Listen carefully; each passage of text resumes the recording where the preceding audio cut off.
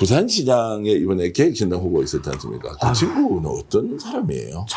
정근이라고 예. 부산에서 의사활동을 하는 분인데. 안과병 크게 하는데. 네. 그분도 이제 예전에 부산시장 선거 출마도 하고. 국회의원 출마 몇 번 했어요. 국회의원도 출마하고.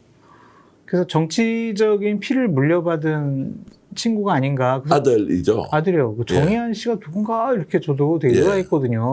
개혁신당에서 영입을 해가지고 부산시장 출마하게 될 정도면 어느 정도 이름이 알려지고 검증이 된 사람이어야 되는데 왜 저런 사람을 했지라고 되게 의아하게 생각을 했었거든요. 그때 아버지가 정근 씨더라고요. 그래서 부산에서는 하여튼 가장 큰 안과병원. 맞아요. 그 돈도 많더라고요. 재력은 뭐 어마어마해요. 그러니까 이 친구 정현 씨도 신고 재산이 한 51억이 넘어요. 와. 젊은데. 그래가지고 아버지한테 정의를 많이 받았구나.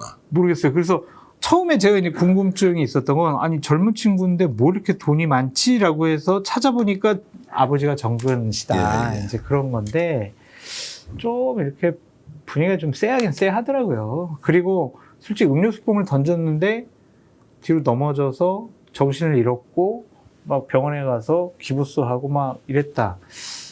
조금 좀 오버한 거 아니냐? 막 그 당시에도 그렇게 생각은 했었는데 다친 사람을 두고 어떤 음모론을 생각하는 것 자체가 잘못됐다고 생각을 해서 야 그냥 이건 테러다, 이건 나쁜 짓이다, 이 정말 이 그 젊은 사람 그 사람 나쁜 사람이다, 막 운전사 나쁜 사람이다 그렇게만 비판했거든요.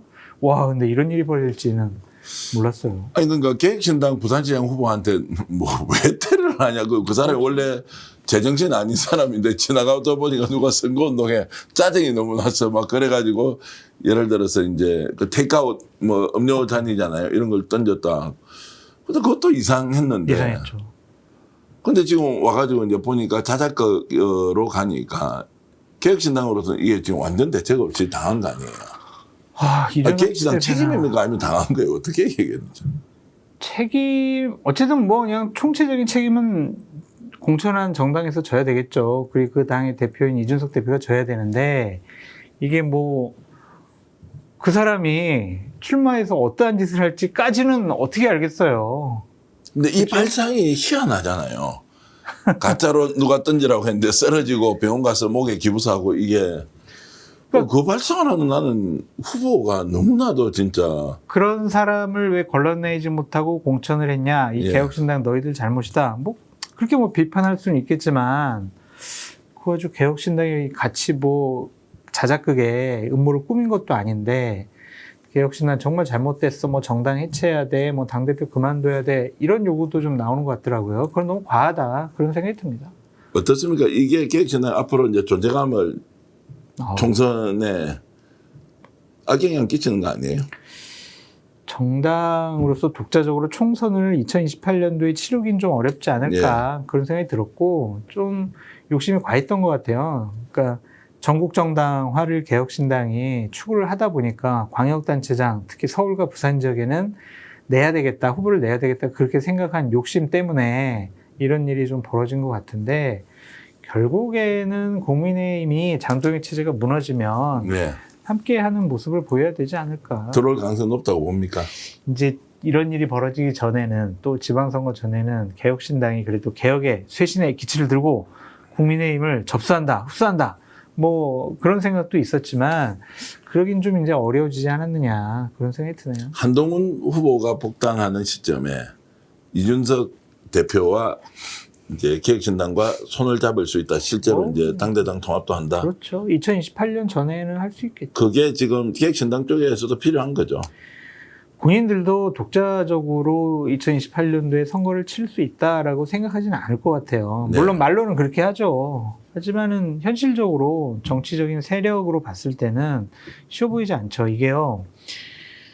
또 다시 이제 이준석, 천하람, 이주영 이 세 의원이 또 비례대표로 간다? 그것도 웃긴 것이고 지역구에 출마했을 때 당선이 또 될까?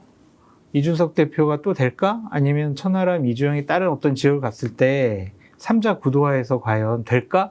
그런 거에 대한 의문이 있고 안 되면은요. 처음 배지를 못 달았다가 그냥 계속 못 다는 경우에는 괜찮은데 달았다가 배지를 못 달잖아요. 이건 정말 정치의 영향력이 확 줄어들고 거의 사람 취급을 못 당해요. 뺏지 않는 정치는요. 그래서 본인들도 살아나갈 길을 찾다 보면 결국에는 국민의힘과 합치는 게 맞다.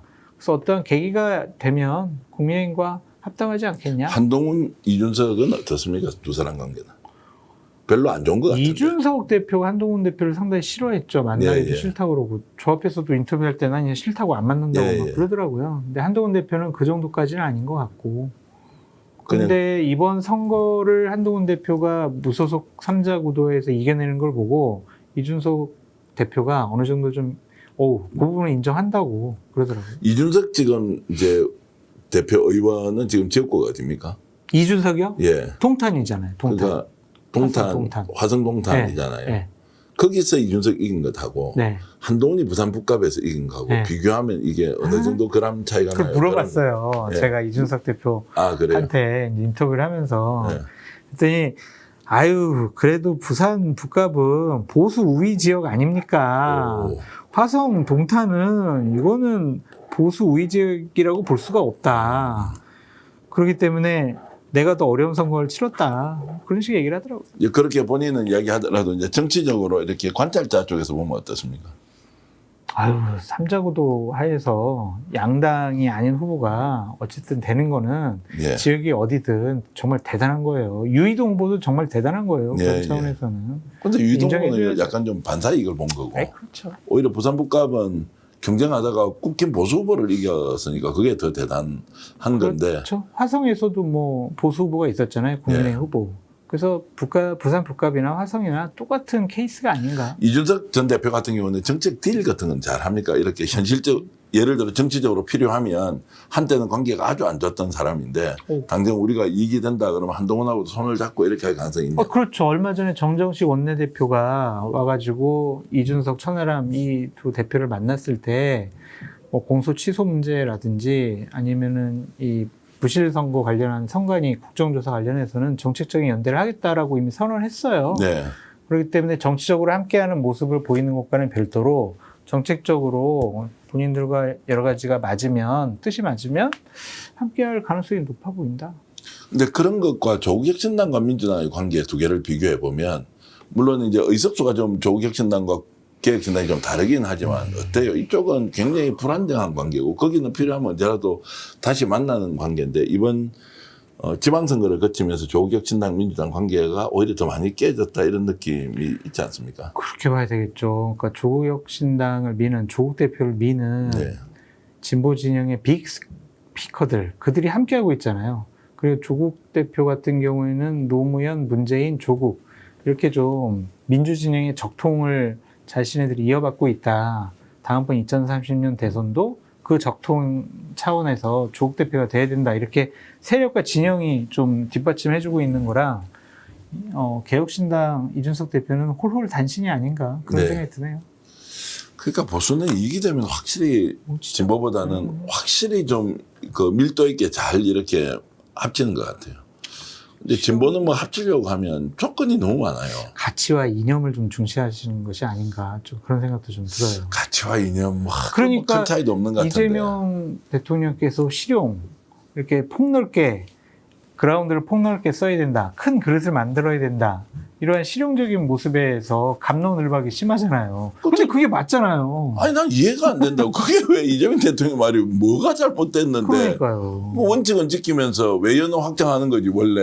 우리랑 가치가 맞지 않아. 우리랑 철학이 맞지 않아. 우리의 원칙과는 맞지 않아. 과거에 저 사람은 우리랑 다른 길을 걸어왔어. 그러니까 저 사람 우리 영역 울타리 안에 들어오면 안 돼. 이렇게 디펜스를 치는 아니 그거는 쪼그라들겠다고 결심하지 않는 사람이라면 그렇게 할 수 있냐고. 하면 안 되죠. 네. 아니 그러니까 사람 관계도 그렇고 뭐 우리가 하는 일도 마찬가지잖아요.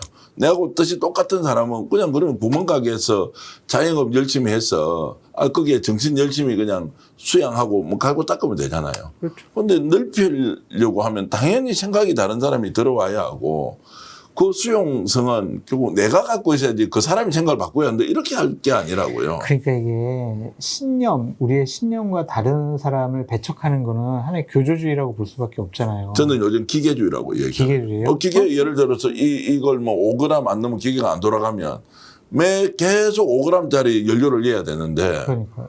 유연성이 있으면 5g, 10g 뭐 좀 천천히 돌든 좀 빨리 돌든.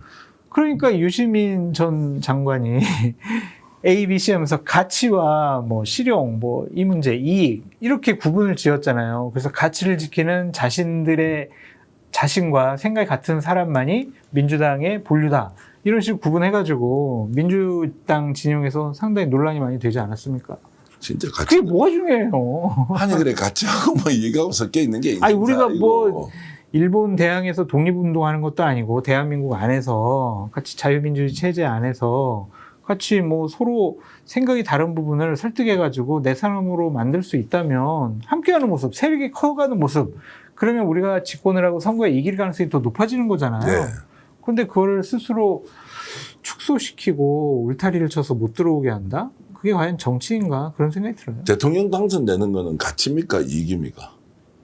가치와 이익이 가치에 같이 기반해서 뭐 이익을 예. 창출하는 거라고 봐야 돼요. 모든 사안이. 네. 근데 그 구분하는 것 자체가 의미가 그러니까 없어요. 구분하니까 이해가 쉽지만 이것은 사람끼리 이렇게 나눌 때는 굉장히 유용한 수단인데 야 너는 A야 B야 C야 이제 이렇게 하면서 뭐 여러 가지 우리가 접근해서 분석하는 일종의 수단 중에 하나로 이런 방식도 있다라고 해야 하는데 이게 마침 마치 딱 원칙이 돼가고 여기에 벗어나면 아니다 뭐 이렇게 하고 심지어는 국가로부터 예산 지원을 받았다 이런 이야기까지 하니까 그것도 너무 복잡해가지고 잠시 후에 그 얘기 좀 하기로 하고요. 네. 여러분 고맙습니다. 감사합니다. 스픽스 이렇게 애청해 주셔서 큰 힘이 됩니다. 항상 여러분들의 격려 응원 잊지 않겠습니다. 스픽스 구독 좋아요로 더욱더 저희들에게 힘을 주십시오. 스픽스 구독 좋아요.